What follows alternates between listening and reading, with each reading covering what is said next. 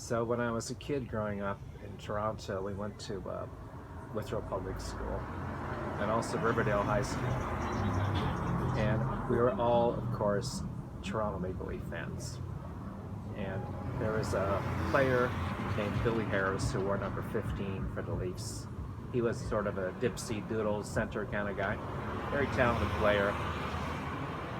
And when he was a kid, he went to the same public school I did and the same high school later. In fact, his home when he was a child was just around the corner of where my home was when I was a child. I lived on Ingham Avenue, he lived on Sparkle. Any event, Billy Harris was a big fan of the whole neighborhood, particularly because we shared the same name, same surname. I claimed greater status to his affections. Any event, when I started practicing law, I don't know how many years I was out, 10 or 15 years out, I had a client.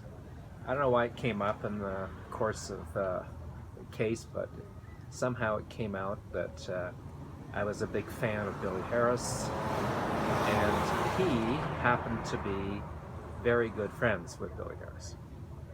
And Billy, I think, was then coaching.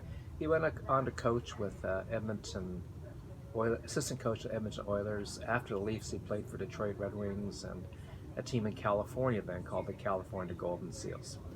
Anyhow, he said, "Why don't you meet him?" Well, I'll invite him for lunch. You can meet him. I said, I just had bad experience in meeting my childhood idols as adults. It just was kind of disappointing. He said, "No, don't worry about it.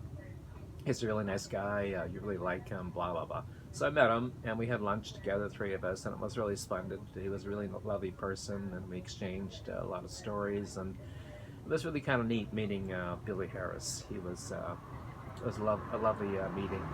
And occasionally afterwards, downtown, I see him occasionally. We just happen to be in the same restaurant together and come over and say hello and share coffee. And anyway, he was a real gentleman and a real nice guy. So flash forward, I don't know, 10, 15 years, Billy passes away. And I'm then on eBay. Does anybody use eBay anymore? I'm collecting his cards, their souvenirs. And there was a lady, I don't know how she knew who I was, but she contacted me and said, "Why are we always bidding against each other for Billy Harris memorabilia?" So I shared my story with her, and then she told me that she was married to one of Billy Harris's twin boys, and she was looking for a card when he played for the California Seals that had an animated schematic in the background of him skating with two little boys behind him, one of which she married. And I said, "Yeah, I know that card, I have it."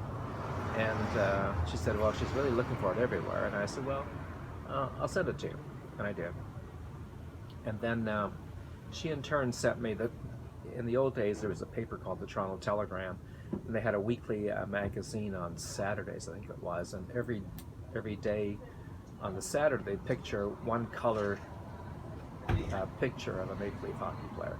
So it was very nice. She sent in return a framed print of Billy Harris signed by him. That was a nice moment. Then a few years later, she told me that there was some issue involving when Billy had died, he was living with a woman, and there was some issue about property rights over his memorabilia that remained, and they were in controversy with her, and she asked me if I would act for her against his past girlfriend. And I said, that's just not how I want to end my memory of Billy Harris. Right now it's really nice, and I don't want it to degenerate into a lawsuit over it. So I declined and sent her to another lawyer. Anyway, that's the story.